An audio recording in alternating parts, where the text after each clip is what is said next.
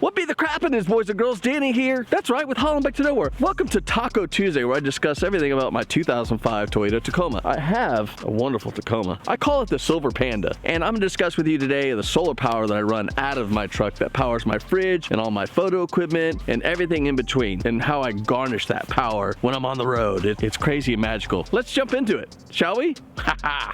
Okay, here I have a Goal Zero Yeti 1400. I have the big boy. This has the Wi-Fi, excuse me, little feller. This has the Wi-Fi button here, has that here, and then this has and then you can control it with your phone. So there's the app, you can control all the temperatures and good stuff with your phone. Now this doesn't come with it. This is an add-on that I got. So this is a Yeti MPPT. This is really, really good. This is a great add-on to have. It's going to give you more power when you charge through here than the one it came stock with. This is already built in. This screws in with 4 screws on the top, and it plugs in underneath that. And this disconnects for some weird reason. Just has an input there, reset button there, and you can plug in here another Anderson plug. And this is the Goal Zero Yeti 25A fast charge. This is a must-have. Just for those of you who are wondering, Goal Zero is customer service is absolutely top-notch. Now with Tacomas, most of the Tacomas, we have a plug. So I have a dual plug in here for power.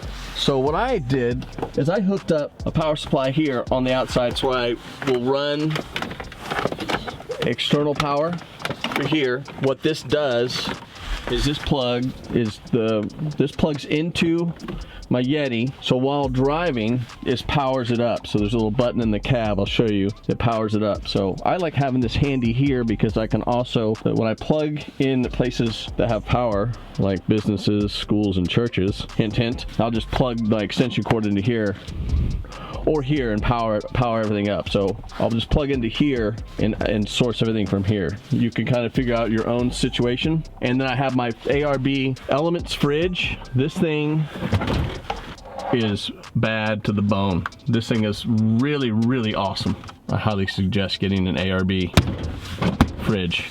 I'll power everything while I'm driving. The solar panels will be plugged into this unit here from up top, and it'll charge this with the sun as well as being charged here. So I'm gonna need 2 charging sources. And then when I do my fridge, I plug it in like so. And you hit your little green buttons. See a little green button? See, it turns on. Boom. Green, green, fridge is on.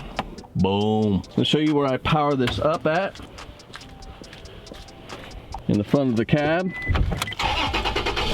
This has some blank buttons for fog lights and roof lights and such, but here's the ones that came with the truck. If everybody knows in their tacos, there's your fog lights, rear differential, and here's that 400 watts in the back and 100 watts while running.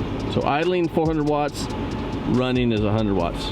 So I'll turn this on when I'm driving, and that'll power that plug right there. So that will charge my Goal Zero while running. And then I'll run my solar power up top when I have it, run it through the door here while taking a big trip. So when I'm going cross country, it charges really quick, really fast. And when I use things such as my coffee maker and my appliances, which I'll go over another time, this is what I want to show you is just the Goal Zero, the 1400 with this fast charger. Now, as I said, this, you'll need to use a land power for that. So land power meaning, that's our little tip for today. When you're harnessing power, when you're out on the road, let me tell you how I do it. Okay, so when I look for power sources, I look for schools, churches, businesses, and I look for plug power, which I'll harness their power or poach their power. But I also look at business parks, and I look for those plugs that I need when traveling, so I can just plug in, whether it's running my blender, just getting a recharge on the solar power if I go down. That's only in time of like, if I need to